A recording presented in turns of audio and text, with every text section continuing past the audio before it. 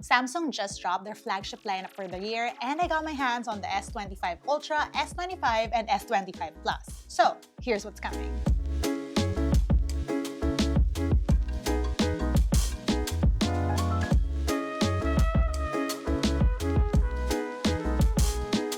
Good day, you beautiful people. Welcome to LAZADA Tech, where we do tech in your life in style. AI, again, is the name of the game this year, or at least that's what they showed off when I saw the S25 series. But before we talk about more AI, let's take a closer look at the new phones. We have three new devices, the S25 Ultra, the S25 Plus, and the S25, with the S25 being the smallest device, and the Ultra being the big phone yet again of this lineup. Historically, these Ultra devices are also Samsung's toppest of tier, meaning they usually get the best of the best features, including and specific to my personal interests, best cameras. Let's take a closer look at the new S25 Ultra.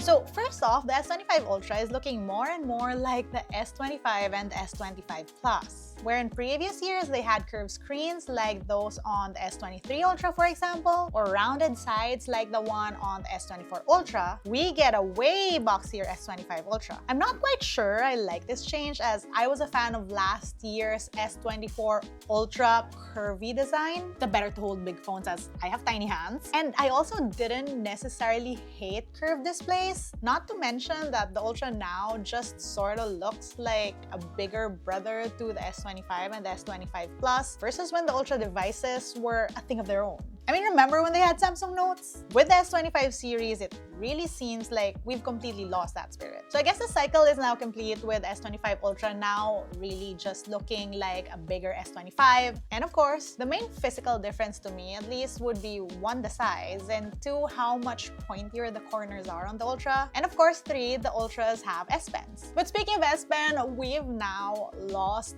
my favorite S Pen feature of all time, the ability to take remote selfies and the ability to control the cameras remotely with S Pen. This actually makes me feel a little sad because I love that feature, and the Ultra phones were the only phones that could do that straight out of the box. But Samsung assures me that there are still other remote selfie options, like you can do remote selfies with your Samsung Watch or your Samsung Galaxy Ring, just not the pen on the S25 Ultra. Okay, so we have that flat screen, and on the right of this phone is a volume rocker and unlock button, and at the bottom your S Pen, USB-C charging, and your SIM tray. And then we get three cameras on the back. Now this is where we get something new. That's a 50 megapixel wide, an upgrade from last year's 12 megapixel on the S24 Ultra, and that's alongside the 200 megapixel main shooter and that 50 megapixel telephoto shooter. Now we have three very powerful cameras on this Ultra. We also get new cam features, like you can shoot and log now. There's 10-bit HDR. There's even a virtual aperture feature that uses AI to change the depth of your photos. There's also an audio eraser that allows you to clean up audio on your videos. I'm really excited about this. Let me know if you want me to try these features on our camera vlog test. This thing is powered by a Snapdragon 8 Elite, and it comes in four colors: titanium silver blue, titanium white silver, titanium gray, and titanium black. There are also special edition online exclusive colors, and yes, titanium pink gold is one of them, although the pink on this series is not as bright as I would like.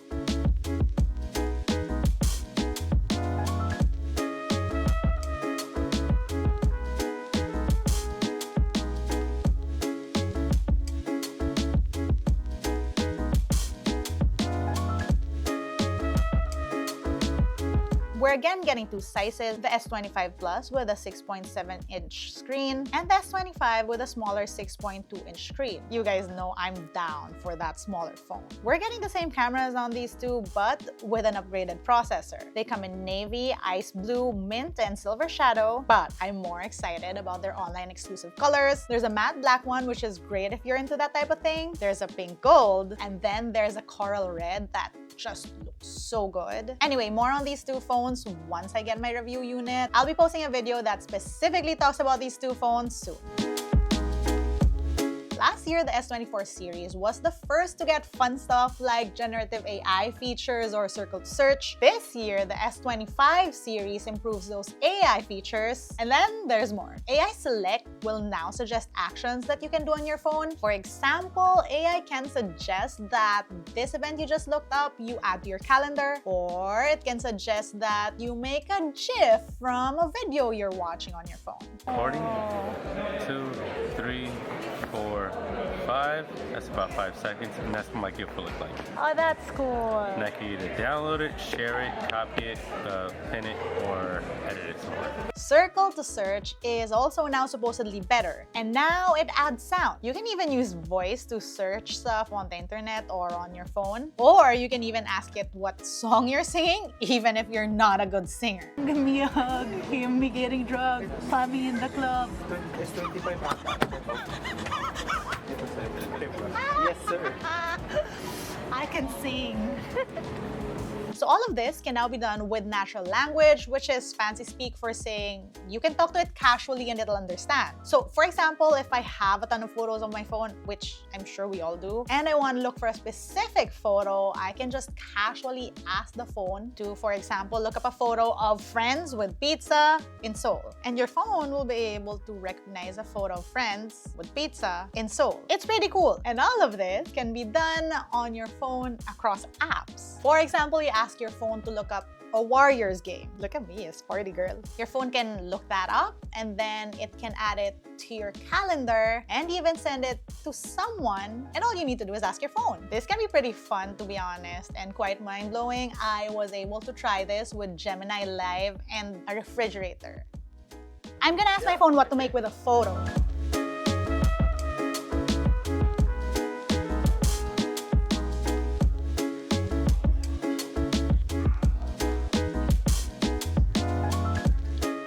Like the produce section of a fridge that's stocked and ready to go. What can I help you with? What can I make with what's in this fridge? I'm hungry. Okay, then I'd suggest a quick frittata. You could throw together an omelet-like dish with some of your potatoes, broccoli, and maybe some cheese if you have any. It's a good way to use up some of that fresh produce and get a quick protein boost. Pretty cool, right? So aside from that, you get AI briefs. There's a morning brief which will tell you what you need to remember that day, or there's an evening brief which will wrap your day up, all done with data, routines, and personalization straight from your phone, catered to your specific needs. And all this info is either kept safe on device or on cloud, done with end-to-end encryption. Privacy. According to Samsung, even the old features like generative AI, for example, is improved. Generative edit selection is more precise, but I'm gonna save that testing to when I actually get my hands on the retail devices, which is soon. But yeah, what's interesting to me is really seeing how AI is growing and improving with each device we're seeing. Unlike the pre-AI phone era where it was so easy to see if there were improvements because most of them were based on hardware, we're seeing these improvements that are less easily quantifiable because they're AI. And so I'm pretty excited to actually get my hands on these phones and put it to the test in real life scenarios. So stay tuned for that. That's it for today's